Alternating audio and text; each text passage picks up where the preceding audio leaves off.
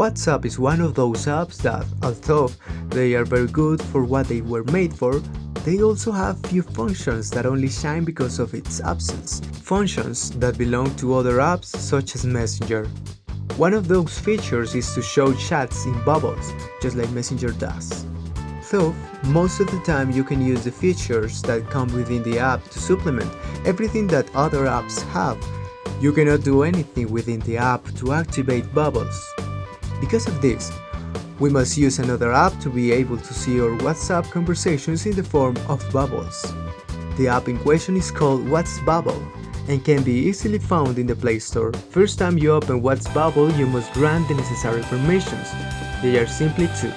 The permission to be displayed on top of other applications and that your mobile will often grant automatically, and the stricter access permission to notifications.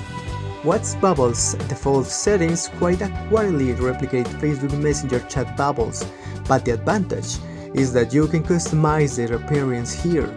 To do this, open WhatsBubble and there you can change the size of the bubble, the transparency at the border to its design or its behavior.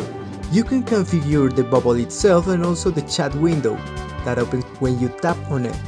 WhatsBubble, of course, the designs are practically identical, pretending to be a WhatsApp window. If you have used the chat bubbles of Messenger, it will not cause you to get the hang of those of WhatsBubble because it works the same.